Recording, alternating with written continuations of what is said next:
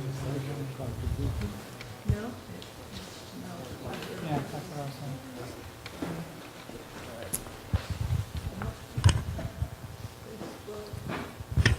Welcome. Good evening and welcome to St. Andrew's Lutheran Church and Campus Center. We are both a church as well as a campus center. And I am Pastor Amy Thorne. I'm the pastor here at St. Andrew's.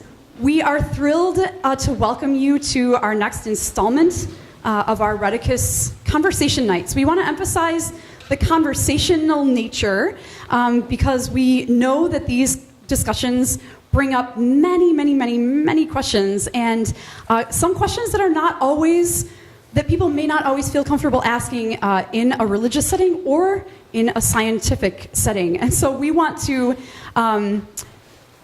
open the conversation and sort of allow that freedom here of respectful dialogue between our two communities. And of course, we know that there are many people who live in both the religious as well as the scientific community. I hope that you all received a program here. Inside is a little purple half sheet. If you have a second to just fill out, we really would love to know how you heard about the Rheticus Conversation Night, and then you can drop it off in a little basket in a round table right to the side of the organ over there. At some point tonight, that would be fantastic. St. Andrew's has been hosting these conversation evenings for something like 6 or 7 years now. We believe that this is a very important conversation to have generally, but we are also extremely distraught right now at what we see as an increasing animosity between these two communities in recent times. So we really hope, again, that this conversation will offer an alternative to the narrative that faith and science must hate and distrust each other. We believe that we both can be edified, both ways of life and ways of looking at the world can edify the other. So that's kind of why we do this. And before we get going, I would just like to acknowledge the folks who serve on our Rheticus Task Force or Committee. They are the ones without whom we could not do this, and they have done a lot of work for tonight. So if you are one of those people, if you could raise your hand or half stand up or something, that would be great. Thank you so much.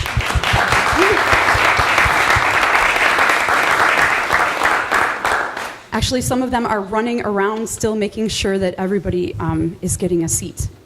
This evening, I am very honored to welcome Steve Blanke. Steve is a professor of microbiology and has been here for about 12 years. 12 years, yeah. Here at the university, and is also related to the Institute for Genomic Biology. Yes, we have his full bio in your program. We thank you, Steve, for your time tonight.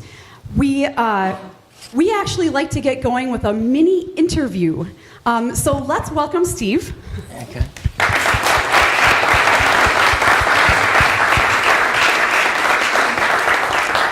Thank you. It's great to be here. Let me start by thanking you for, first of all, hosting this series. I think it's really important. I want to thank all of you for taking the time and making the effort to come out as well. You know, I have not had the opportunity to be one of these, and visions of the thundering sound of an empty room, right? But I'm really pleased to see everyone here. I don't know who's probably came the farthest. I know my sister-in-law came from Seattle to see this.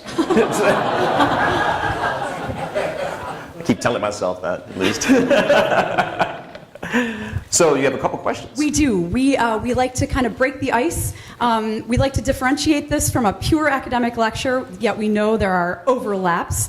But by opening with just a few quick questions, sure. We might kind of hear something slightly different. So we would like to know if you would share just a story, a brief story about how you became interested in your material in microbiology. Certainly. So I was thinking about this, and I remember this story when I was probably in 4th grade. And I remember this well because it left such an indelible impression on me. It was somebody's dad, I think, went to a Lutheran school. someone's dad came in, and there's a classic microbiology experiment that maybe a lot of you have done, where you take a swab, you swab different places, and you put it on a growth plate with medium on it, and stuff comes up, right? So they set us loose in the school, and I ended up in the church sanctuary, and this is a true story. I swabbed the pastor's bench where they sit. And I remember, so I came back after the weekend, and there were so many colorful microbes on that plate. And so that made me wonder, how could this happen? And that's really when it first all started to click that I liked this. Like I said, sometimes we remember these stories more than any other part of the conversation. So you are a scientist, and you are here speaking in a church. We wonder, why should people of faith, regardless which faith, why should people of faith care about sort of the material about your science, about your scientific endeavors? That's a very fair question. Of course, I'm somewhat biased towards the material. What I'm going to tell you tonight, I think, really fits well into the idea that we're gifted a wonderful planet, a wonderful the resources that we have, the beauty of the place we live. What I'm going to describe tonight is really stems from my interest in understanding who humans are. And so I think that's a question that's fundamental to each of us. Who are we? I'll bring that back up again. And the exciting thing is that in the last 10 to 15 years, our concept of who we are in a biological sense has changed just dramatically. And it's really been stunning in some ways. So I think the material, in a sense, addresses who we really are from a biological standpoint.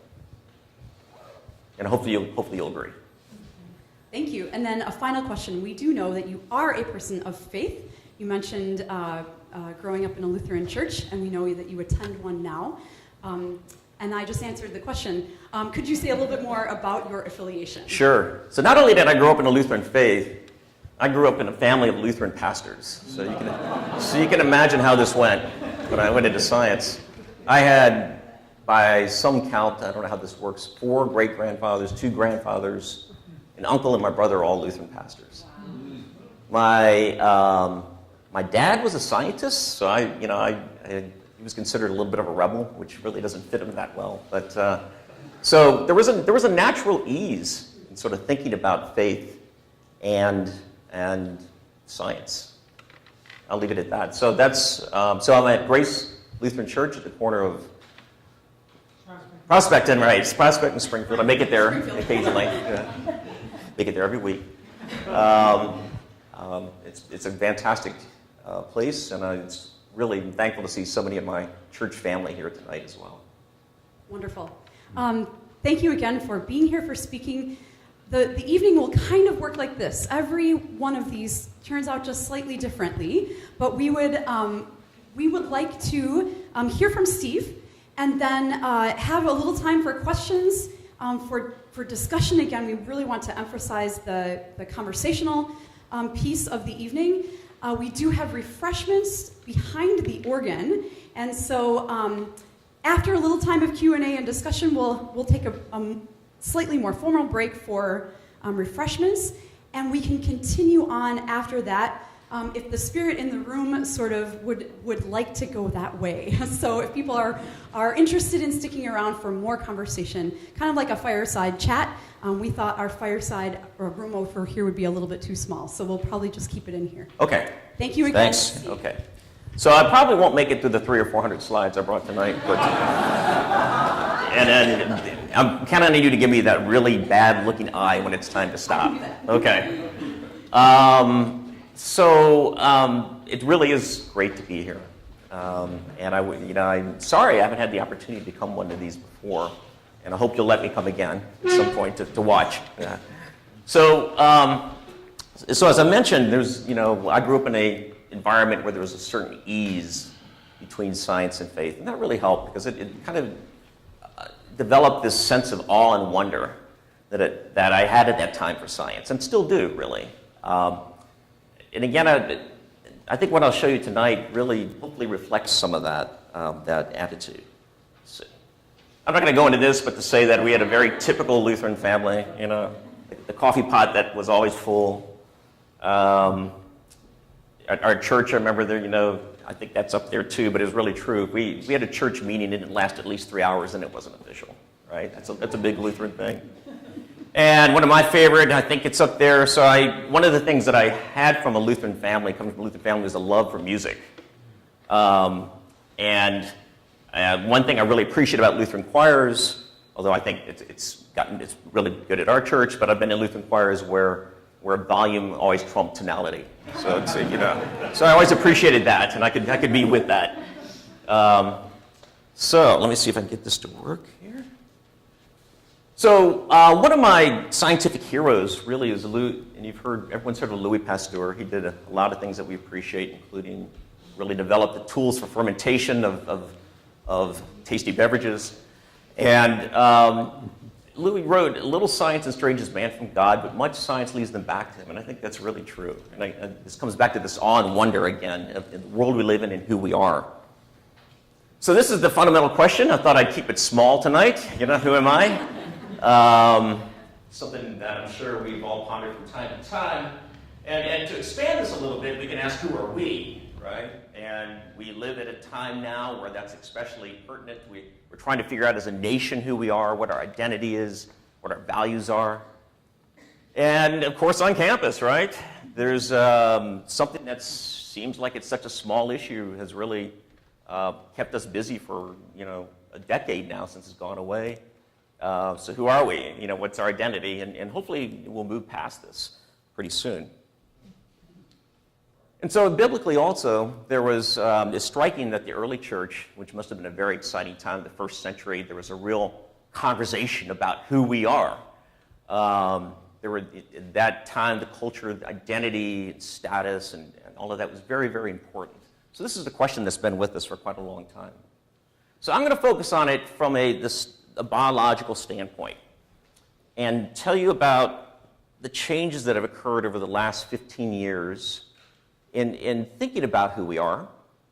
And then right at the end, I'm going to give 5 very, very short vignettes about work going in our laboratory that I think reflects sort of what microbes have been teaching us. So we're going to talk about microorganisms. And I realize the first thing you might think when you hear this is just, ooh, right? This is what you find, you know, this is what you find in your bathroom and some other places in the house. It's usually dirty and not well kept. I realize that. But I hope to really convince you that microbes are amazing. They are incredibly efficient at what they do. I'm even going to call them smart, and there's risk in that, I realize. But hopefully, again, you'll see where we're coming from. So to fully understand who we are as human beings, we must first understand that there is a hidden world around us. And I think this is a profound point. Until the first microscope was developed, people were completely unaware of this world that surrounds us, that we're immersed in. We're immersed in this. We're up to our necks in microbes and much more than that. So this world is full of amazing life forms that do amazing things. And again, this little crude rudimentary microscope revealed for the first time that there were things that we can't see that are there. So how big is this microbial world? We know that microbes are small. They're invisible to the naked eye generally, but how big is the world? And the answer is it's big, really big. So I hope everyone here likes numbers. Okay, so we're going to run through some numbers real quickly. Okay, so what are these? Galaxies, right. So on the left is from the Hubble telescope, and so we can see far-off galaxies, and from calculations that I don't understand, we now know that there are, I have no idea how they came up with this number, but 3 times 10 to the 23rd stars in the universe. And this caught my eye because those of you who have had chemistry remember this is close to Avogadro's number. So I have no idea what that means, but it's always intrigued me. So 3 times 10 to the 23rd, you need to remember that number, 3 times 10 to the 23rd. It's a big number. It's a mind-boggling number, right? What are these? this is 1/1,000,000th of a liter. You think of a liter of water, 1/1,000,000th of water, a liter of water. These are the microbes in it. They're stained with a fluorescent dye. They look a lot like the galaxy, don't they? That's the volume of water right here. If you just magnify that a little bit, that little guy right there. And so the question is, how many microbes are on the Earth? And the answer is 5 times 10 to the 30th. This absolutely dwarfs the number of stars in the universe. This is just on the Earth. And this is, for me, people like me who can't wrap my mind around it, 5 million microbes on Earth. There are 10 million times more microbes on Earth than there are stars in the universe. This is mind-boggling, right? This is absolutely mind-boggling. And it gets worse. Because I think we tend to think humans are the masters of the universe, right? Or at least of this Earth. So how many human beings are on Earth? Approximately 8 times 10 to the 9th. The numbers don't work, do they? So this is 10,000 million more microbes than humans on Earth. Okay? This is, again, hard to wrap our minds around. Okay? I just mentioned master of the universe. Well, we all know now that's been debunked. And we have E. coli, Ebola virus. They are truly the masters of the universe. I think it's pretty clear. I haven't even talked about viruses. So viruses, for a long time, have been not considered to be living organisms. And that's still probably a viable definition, but things are emerging. Things are evolving in that way also. Turns out there are 10 times more viruses on Earth than microbes. So 5 times 10 to the 31st. Okay? We tend to think of viruses in sort of a negative context, but it turns out viruses are critical for adaptation in biology. They confer new traits very rapidly. They move genes around in a very fast and effective way. So I'm not even going to read that. But they're 5 times 10 to the 31st. What does this mean? What does that really mean? And so someone did the number. Someone did the calculation. And I actually did the calculation, and I believe it. So if you lined up all the viruses on Earth, it would span the Milky Way 1,500 times. This is unbelievable. So it's a little scary. I realize that. So when I've given this type of talk before, the title I've been using is Fantastic Microbes and Where to Find Them. Very original, I know. And the answer is they're everywhere. Okay? So everywhere. If microbes are everywhere, what does this mean for us? So just a few more facts, a few more easy numbers. Microbes comprise approximately 50% of the biomass on Earth, and we cannot see any of them without assistance. They carry out many of the essential functions essential for life. They're really good at detoxifying, so microbes are now used for waste treatment. Food microbiology, right? Yeah, like our yogurts and things. Biofuels, and I mentioned important functions. Well, there you go. Fermentation, one of the most important. So we can all thank microbes for that, despite their other shortcomings, perhaps. And in fact, it turns out that there's a type of bacteria in the ocean that's responsible for producing 50% of the oxygen on Earth. It's called cyanobacterium. Really unique in a lot of ways, but it solved a lot of questions of how there could be so much oxygen. In fact, they changed the Earth. Thought they changed the Earth a long time ago to sort of more of a oxidative environment, which is associated with the oxygen. Okay, so we all know too, in fact, I think most of us associate microbes with health problems, with disease, and certainly it's well warranted. So here we have Yersinia pestis, which causes the plague. Over here, the bacterium. Mycobacterium tuberculosis is still a major problem around the world, causing tuberculosis. Borrelia burgdorferi, anyone know? Lyme disease, good. And Bacillus anthracis. Anthrax, we work on this in our lab, actually. So it holds a lot of biological surprises. All right. So our perception of microbes is shaped by the media. That's a surprise, right? Surprised there's not Twitter about this, right? So movies, books, Fatal Strain, Have you ever seen any of these in your biologist? It's scary. Okay. And so, you know, in reality, these SpongeBob forms of microbes, you know, are people don't think of them this way, but they do have a negative connotation. But in reality, I would argue that microbes not only, most of the time, are not harmful. A lot of the time they're beneficial, and often they're beautiful. So you take, I mentioned swabbing the pastor's bench where he sat. I wouldn't say that was beautiful, but it was interesting. But these are beautiful, and these are all microbes. And you can see, I think you can see and appreciate some of the beauty that comes from them, that is streaked out in plates. So we come back to this idea that microbes are everywhere. So what does that mean for us as humans? And one of the take-home messages, you see it's take-home message number 2. I forgot what number 1 was, obviously. Microbes are the major source of biological diversity. Okay, we've heard a lot about diversity in many different contexts. If you did see the movie Magical Creatures and Where to Find Them, you know that was one of the themes, that biological diversity is important. It's really important for microbes as well. And we're going to ask the question, exactly why is it important in a moment. Okay, this stemmed from the University of Illinois. This is one of the major findings of the 20th century. This was, there was a scientist in my department named Carl Woese who discovered the third domain of life. So up to this time, there was thought to only be so-called prokaryotes and eukaryotes, but Carl Woese discovered that there was a third domain, which was also microscopic, called the Archaea. And it turns out that Archaea, and I've lost my pointer, it looks like, but it turns out that Archaea is the most diverse, largest domain of life on the Earth. Yet no one knows anything about it. Talk about a secret world. Is there another pointer by any chance? Or? I don't think so. Oh, okay. Well, all right. So a couple things. I've talked about being humble. Look at this tree of life here, the 3 domains.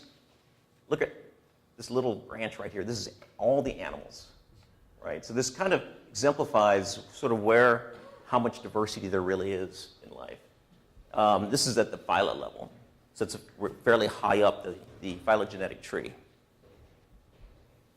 So this is the question. You know, we all hear that diversity is good, microbial diversity is good. Why is it good? Why is this a good thing? And so I think one way to think about it is consider 2 microbes, a blue microbe and a red microbe. Okay, and they are separate and they're apart. Okay? We all know from our grade school biology that each organism is defined to some degree by its DNA content, its genetic information, right? And so it turns out microbe 1 makes a gene. Oops. And if you recall from biology, genes encode for proteins which do stuff. And they do the stuff of life. Okay, so microbe 1 makes gene 1, which encodes for protein 1. Then over here, we have microbe 2, which encodes for a completely different gene, which does something completely different. 2 different functions. Okay? What happens if you could put these 2 microbes together then? And what you get is an expansion of function, and I'll say more about this in a moment. So it turns out that, as you probably know, that really there's no life that lives in a bubble. Microbes form communities. They form very complex communities. And so this expansion of function comes from the genes from different microbes that work together to eventually end up with brand new biological functions that don't exist anywhere in a single organism. So what you have is a community function. Okay, so microbes exist in communities. This will be very important for what I'm going to say in a little bit. So here we have some blue, some red, and some green microbes in this community, and yellow and blue. And so we can define these 2 communities by who's there. Okay, this is fundamentally different than this. But it's not only who's there, it's the ratio to each other. So this is a different situation. And now we have 4 different microbes here and 4 here. So we have all 4 in each community, but the ratio is different. Here we have 5. This community is dominated by blue, this one by green. And it turns out that each of these communities will have properties that don't exist if you change that structure just a little bit. Okay? So communities confer new genetic potential. So I'm going to introduce a term that a lot of you have heard, but if you haven't, a microbial community is now called a microbiome, right? They had to do it. They had to give it another name, right? One that doesn't entirely make sense. But a microbiome. So how do microbial communities expand biological function? Well, I already mentioned this. You have, again, your blue microbe and your red microbe. If you now take function 1 and function 2 and put them together, you now have a function that doesn't exist anywhere else, okay, or at least in a single organism. Okay, so this gives you a new function. So now you can imagine if you have organism microbe 3, microbe 4, microbe 5. Each time you add something, you're adding potentially new genetic function. And so out of this has come the concept of metagenome. So it's very easy, I think, in some ways to think about defining an organism by its genome. But that's quickly going away because maybe a more accurate way to think about genetic potential is to think of all of the genes available within a community. Okay? All the genes available within a community. That become very important when we start talking about humans.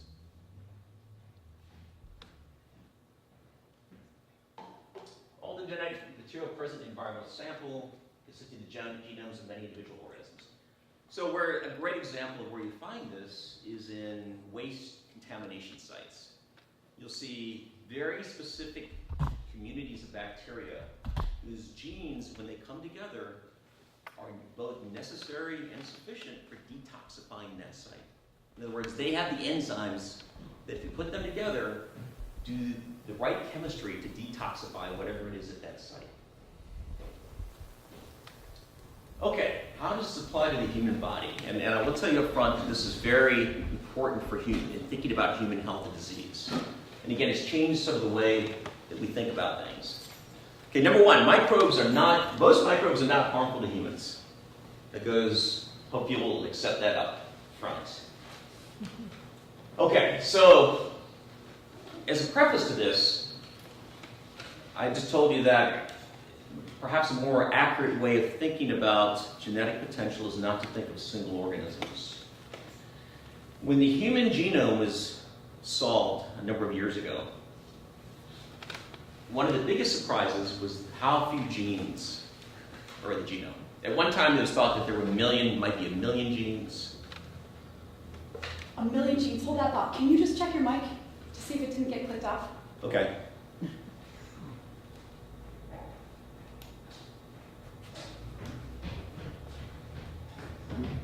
I think I lost the top to it somehow. Here it is.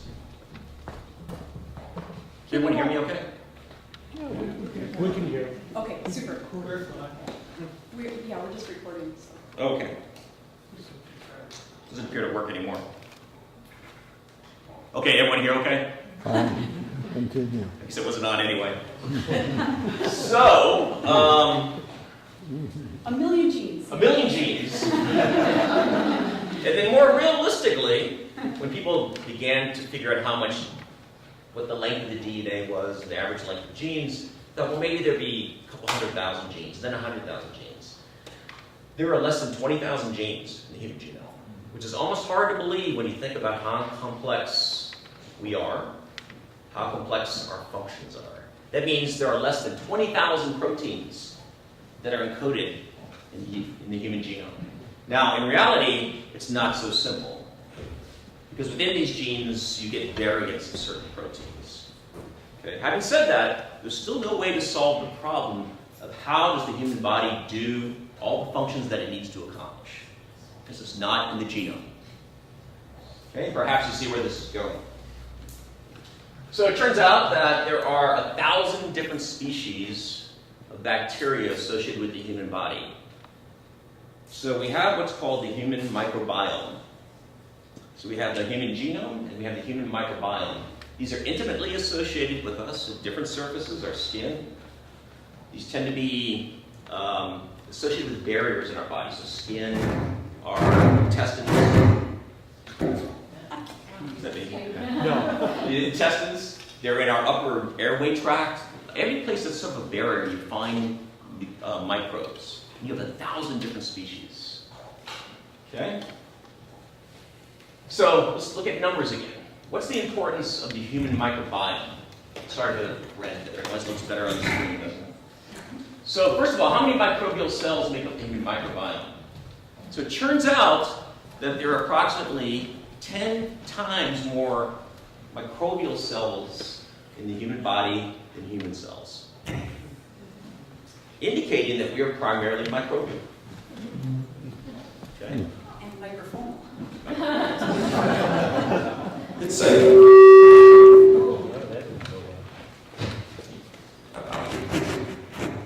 So we are more microbial than human in many ways.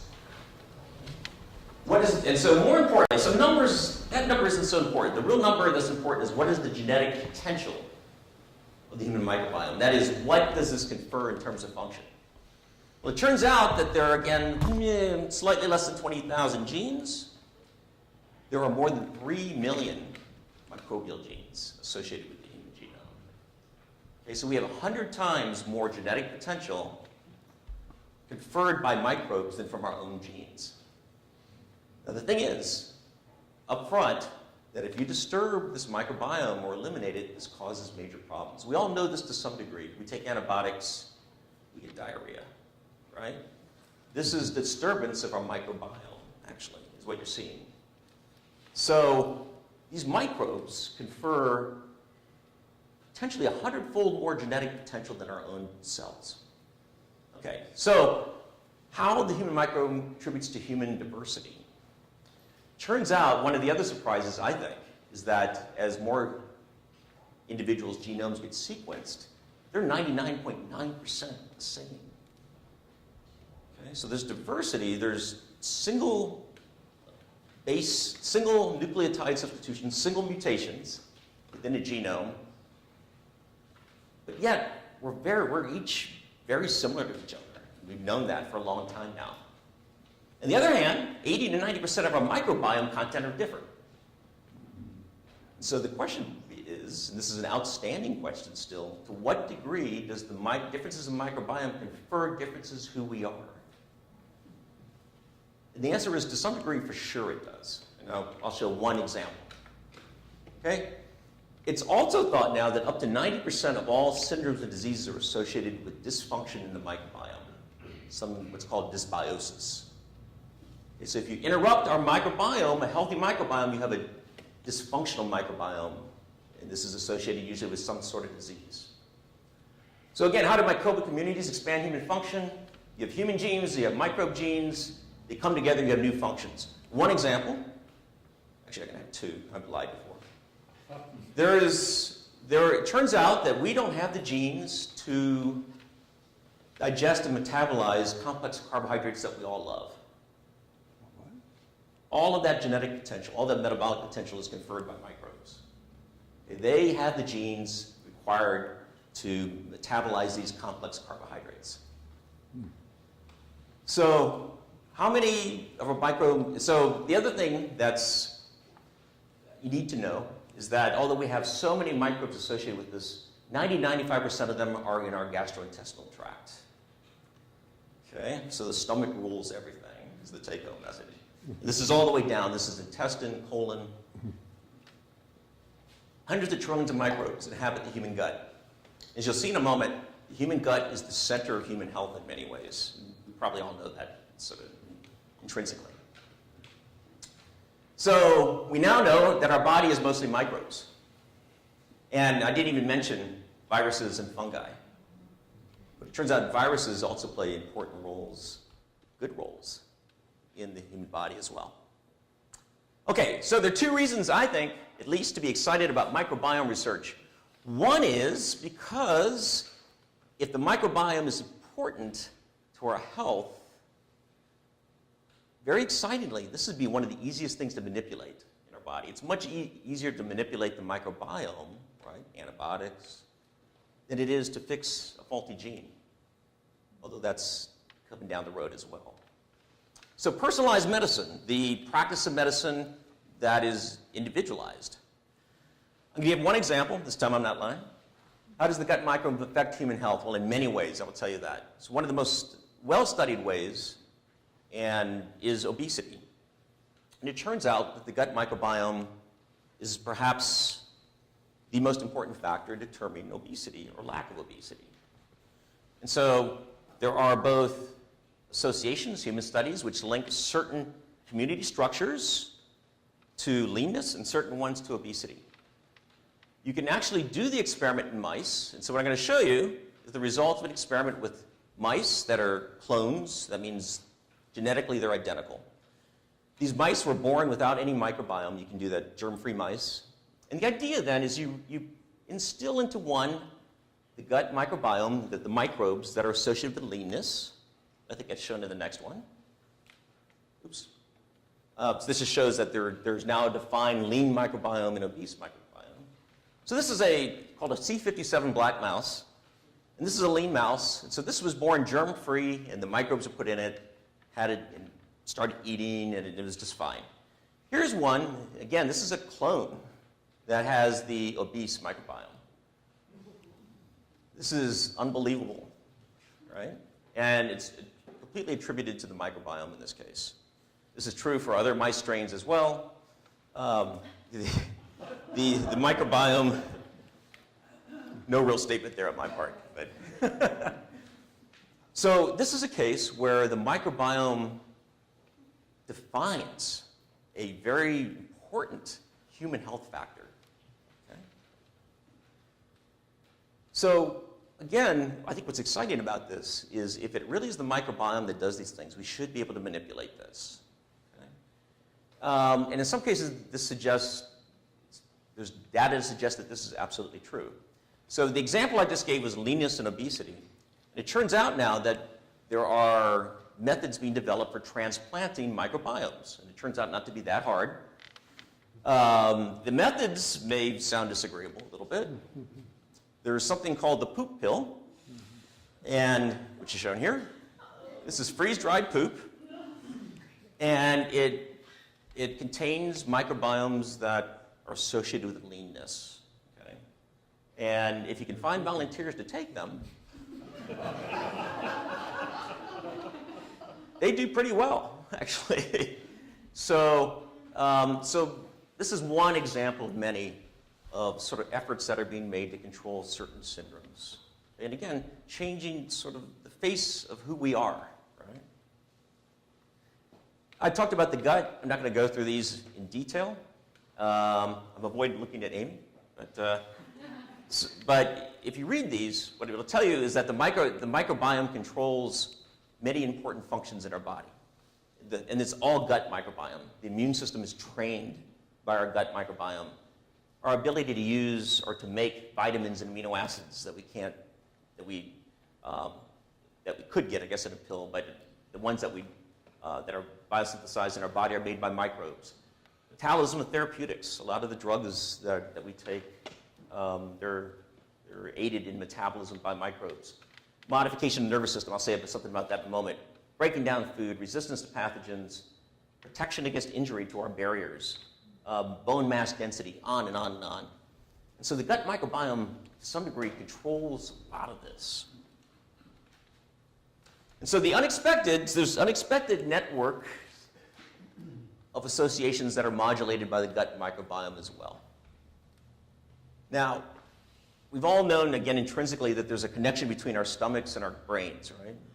When we're hungry, we do not think as well. We're not cognitively as sharp. And so this is called the gut-brain axis, and it's a real thing.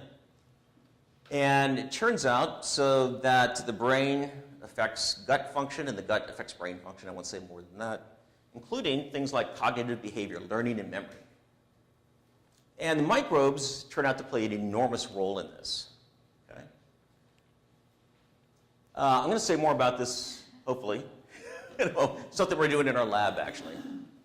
But this is just, I think, a cartoon which shows that, in a real sense, microbes play a role in the formation and development of our brain and cognitive function.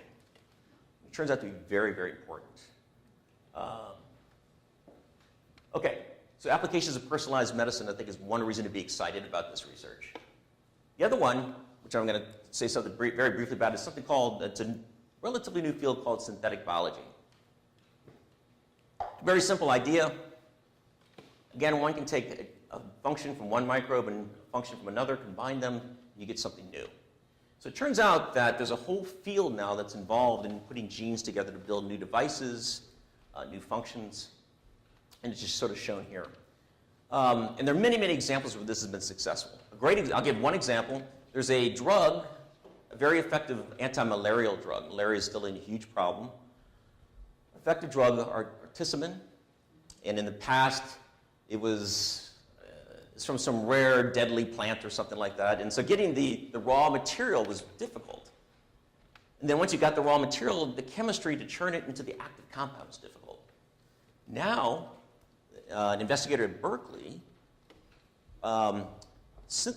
put together the genes required to make both the precursor molecule and to convert it into the active compound. So the price of this anti-malarial drug has gone down tenfold. Okay? It's a huge deal, huge deal. Okay. Can I keep going, or do I? Okay. So I'm going to give you 5 very short things reasons that we're excited about research in our lab. This is going to be really short. Okay? These are lessons that we've learned, and we have people working on all of these things. So one is that microbes, this is sort of a bad thing. I've been talking about good things, but microbes can also cause changes that ultimately are very bad. And one of these things is there's an increased association between bacterial infections and cancer. And we've studied for a long time now the bacteria known to cause stomach cancer. This is a major cause of cancer death in the world. It's the second leading cause of cancer death in the world. Not so much in the United States, but in the East in particular. And so we're interested in how a bacterium changes what we refer to as an infection microenvironment into a malignant microenvironment. What are the changes that must occur for cancer to occur? So that's one thing. This is one that had something to do with what I just talked about. So Helicobacter, again, forms these, by the way, half of you in this room have Helicobacter infection statistically. Not to worry though, only 1% progresses to a serious disease state. But nonetheless, we asked the question, can chronic infection at one part of the body have consequences for other part of the body? And so this is a purely stomach infection with this bacterium. And for reasons that I don't have time to go into, we began to wonder whether this might affect the brain. So we set up an animal model, a rat model, and we were amazed. Helicobacter pylori forms this low level of chronic inflammation in the stomach. But the brain inflammation we saw in these animals was huge. And we then did studies to look to see how this affects their brain function. And it turns out they're impaired in certain aspects of learning and memory behavior. So there's a direct line between the stomach and the brain. If we clear the infection, the inflammation in the brain goes away, but the cognitive deficits don't. They're permanent. So this has real implications, I think, potentially for human health. Regenerative medicine. This is a very exciting field of science, the ability to rebuild tissue that's damaged due to infection, injury. And the idea is very basic, and that is that when you have an injured tissue, if one can introduce stem cells, regenerative cells, one can potentially grow back tissue into a functional state. Well, it turns out that microbes, there's a handful of microbes now that have figured out how to turn on or off stem cells.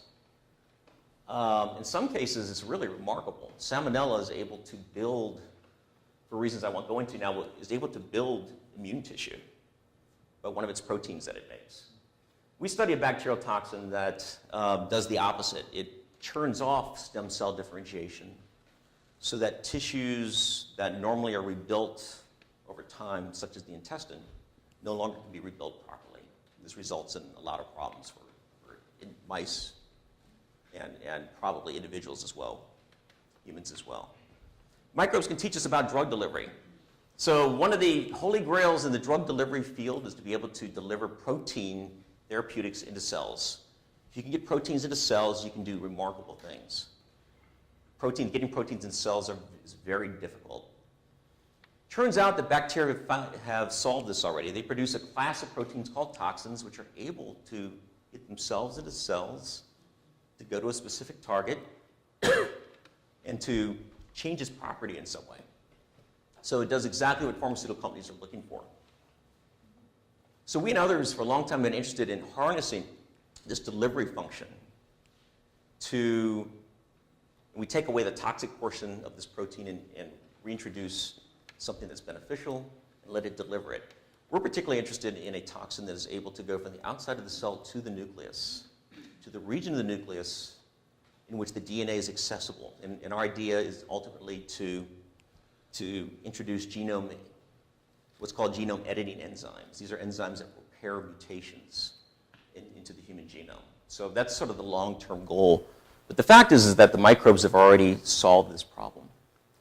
And then finally, this is just something that microbes never cease to amaze me. We've been studying anthrax for about 15 years. And it turns out that anthrax is successful as a pathogen because it can escape. Immune cells take up the bacterium, and when they should kill it, anthrax is able to escape. And they do this by remodeling the organelle with which the bacterium is associated with. And what comes out of this, remarkably, is an organelle found nowhere else in nature except associated with the anthrax bug. And so what we're learning from this is a new idea that new organelles can evolve very quickly if the right signals are there inside the cell. And so that's where we're going with that. So those are 5 lessons that we've learned that we're sort of very excited about and working about in the lab. And just to close then, again, hopefully you see that microbes are fantastic. They're everywhere, and they're very, very important for human health and disease. Of course, you need fantastic students, and this is my lab. And there's really a lot of wonderful people here. This is right outside of our building here. This was last June, I think we took this. So it's a very exciting time in the laboratory right now. And they're each working on sort of one of the different aspects. But all of the central theme here are microbes. And I think that's it. So thank you for letting me go on long. Thank you. Thank you, Steve. Not as loud as he is, I don't think, but thank you. We would love to open it up for questions. Again, questions and conversation. We particularly love the title of your conversation tonight. Microbiology and Faith, a mixed culture, ? Very creative, and of course, it already raises many, many, many questions. My assumption from your presentation is that you would answer no to that question. Right. Yeah. Could you say more about that? And then again, I'd like to just open it up and we can pass the mic around. We can get the mic to people who have questions. There's another mic back there. So let me preface that by saying that, first of all, I want to apologize to Tim and Frank because I dragged my heels for a month in getting that information. So that title was very quickly quickly written. But I think it's a pertinent title. I think I think the two are, the reason I think the two are harmonious is because we're really, I think one of the things that has been granted to us, by God is the ability to sort of, to appreciate and wonder about who we are. And looking at it from a microbial, the idea of microbial genetic potential contributing to who we are is really fairly new. So I'm completely excited about it. More than anything, it sort of strengthens my resolve that this was, an amazing thing. So I don't know if that's an answer or not. Thank you. Yes, Sure. a question back here. Michael's gotcha. I wonder whether you might not be soft on faith because you use the word beauty you see beauty. And well, some of those creatures didn't look all that beautiful. Yeah, the beauty stems from an admiration of sorts about how, I said I was hesitant to use the word smart. My goodness, these microbial communities are smart in what they do and what they accomplish. A lot can be said about that, Darwin got very suspicious of the use of such language about nature. At first he saw beautiful things all over, and then, wow, he looked back at it and he said, I wouldn't say that now. Now, is that the thin edge of a wedge to appreciate beauty, and then doesn't that suggest dimensions other than what scientists normally think nature?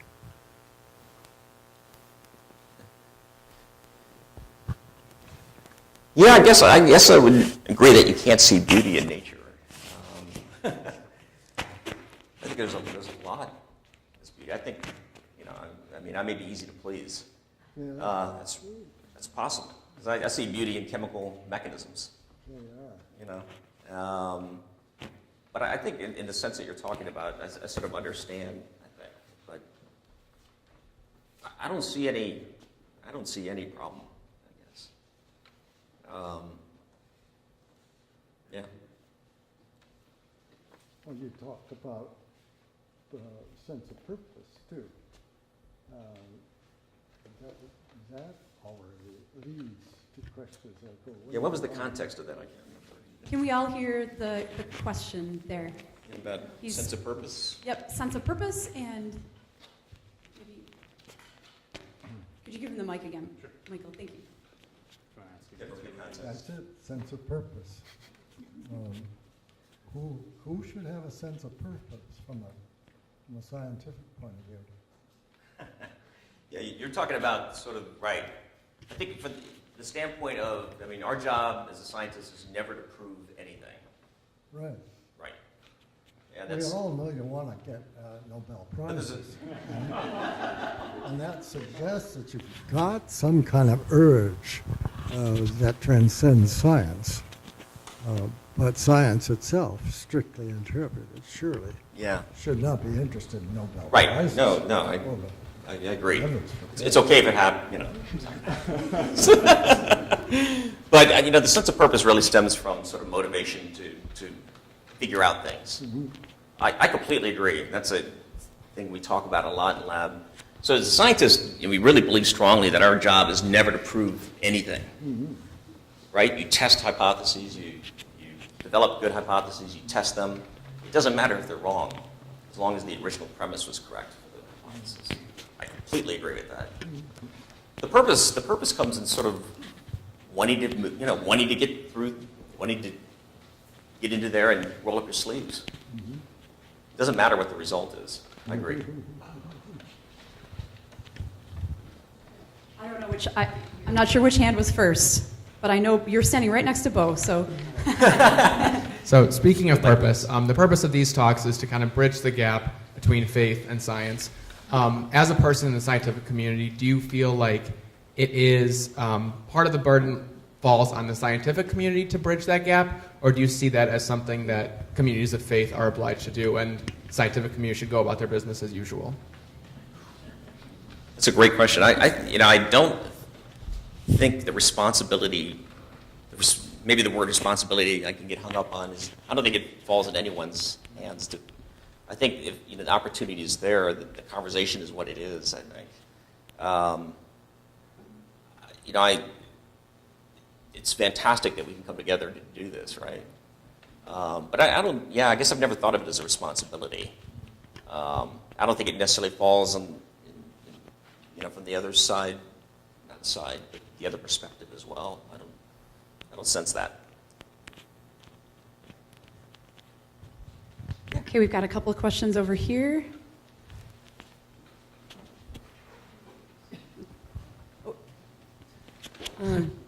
I am hardly ever around the scientific community, so I'm just kind of. But a question I had was that has it been your experience in some ways that the scientific community maybe has more of a curiosity and exuberance, almost a kind of faith, that is sort of stepping out into unknown things. Oh, sorry, you don't know where things are exactly going. Then at that community, you might actually have more of those kind of components than most mainstream Christian communities. That's a really interesting analogy. I hadn't really thought Did of you that. all hear the question? Do you want to? No, it's okay. So you're saying is the willingness to push forward, Sean? Maybe I'll just. Is this better? Yeah. Okay. My question was asking our speaker if it has been his experience at the scientific community actually might have more of a kind of a curiosity and an exuberance and maybe even a faithfulness about God's world, this world, than a lot of regular old Christian communities. Regular old. Something like that. I guess it's a very contextual question. And the exuberance is for pushing forward to understand how things work. In a sense, there's sort of an obviousness about that as a motivation, right? Will we always learn something? You hope so, but you don't always learn new things, but yet you push forward. So perhaps it's an interesting question. I've never quite thought about it in that context.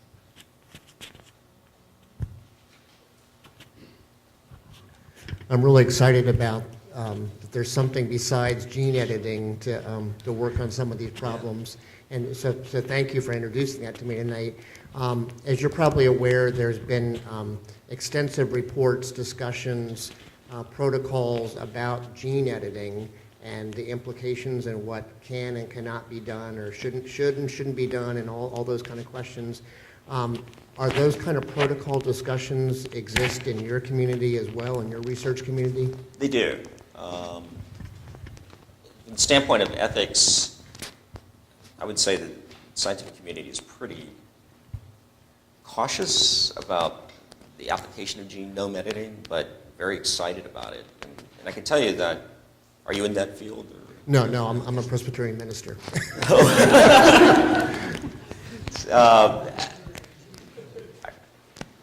Just in the last 2 weeks, there's been just advances that are mind-blowing in genome editing that are very exciting to think about. And I'm trying to think of an example where I've heard scientists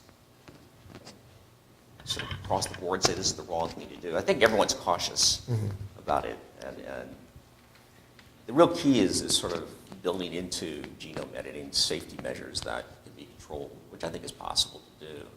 Without that, it's a little tougher. There's something also along the same lines that goes beyond humans with something called gene drives. Are you familiar with that concept?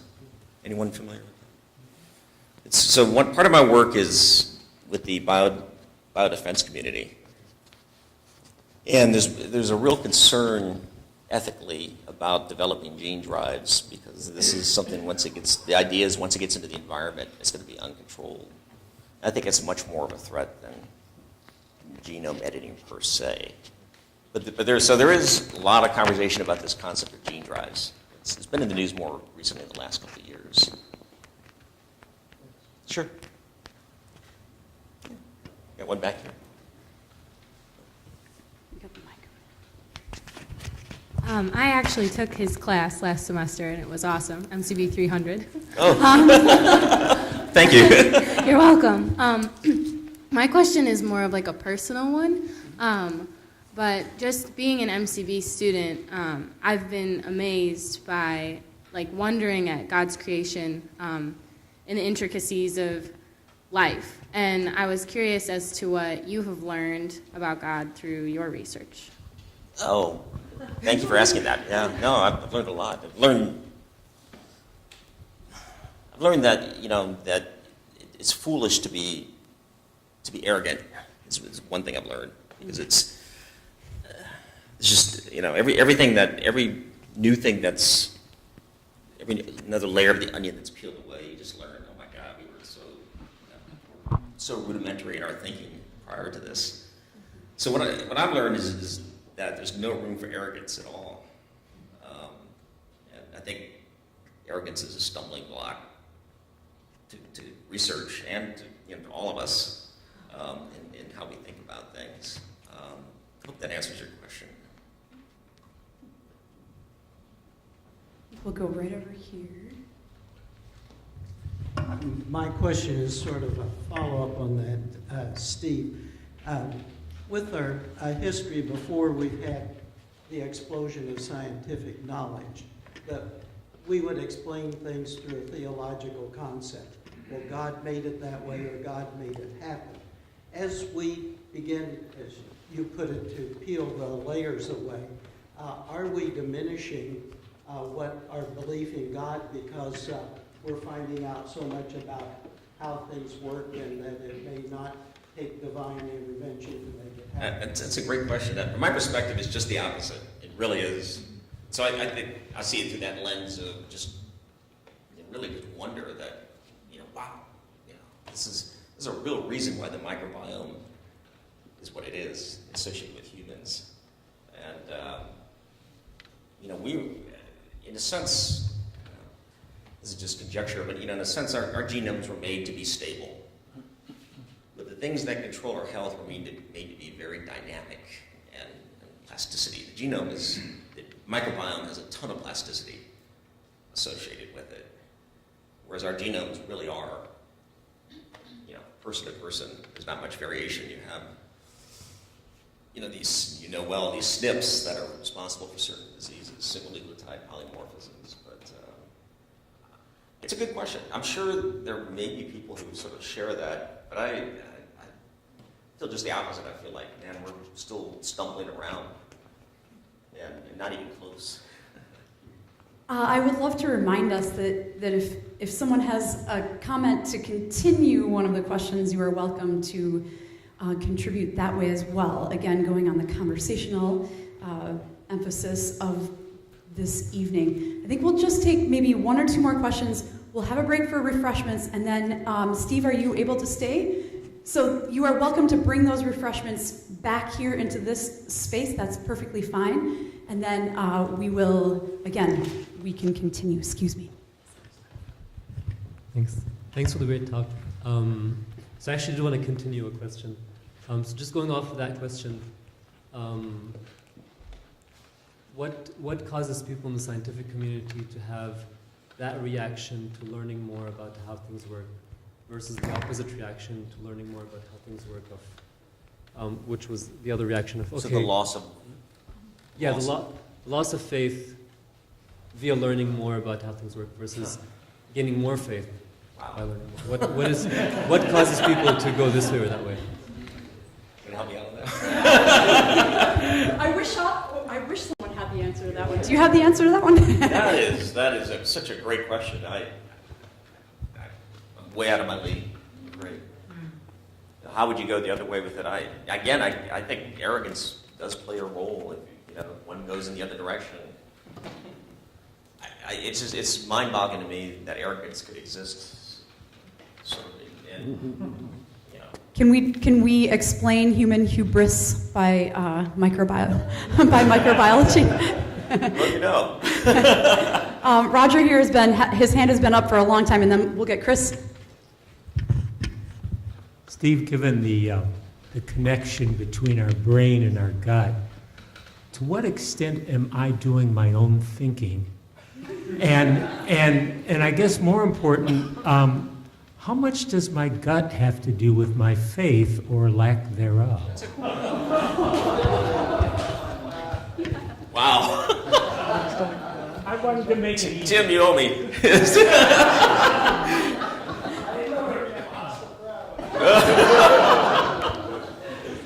So in a sense, the microbiome sort of functions the way I think we thought intrinsically our brain worked, that the signaling occurs, And it's, in this case, the microbiome provides the signals, provides the chemical feedback, the brain to do what it does. So I have no problem. I mean, the microbiome, you said your own thinking, the microbiome is part of you, right? Yeah. So from a biological standpoint, I have no issues with that at all. Okay. I think Chris here might have wanted to respond. I did, yeah. I wanted to kind of follow up on that, the question of why do some people see science as a threat and others don't. And I think maybe the question would be, I guess each person has to answer this, how does what we learn from science interact with the narratives that we have these meta-narratives in our religion, and I think, in our various religions, and I think that either you are prone to see in scientific discoveries something that illuminates that narrative and fits in, or something that challenges and contradicts the narrative.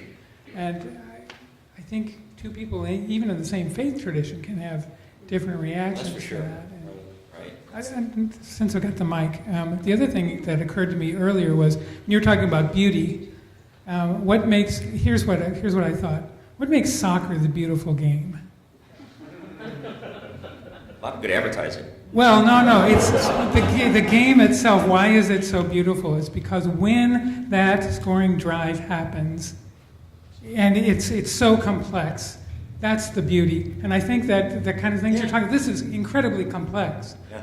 That ends up with these functions. And to think that God works that way, that's just so much cooler than kind of magic, right? Yeah. Oh, yeah.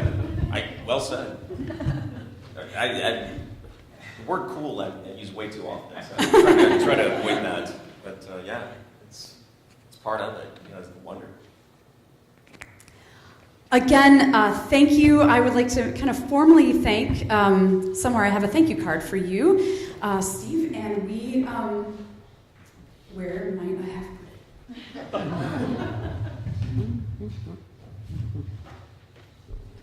There's a small gift in here for you. Thank you.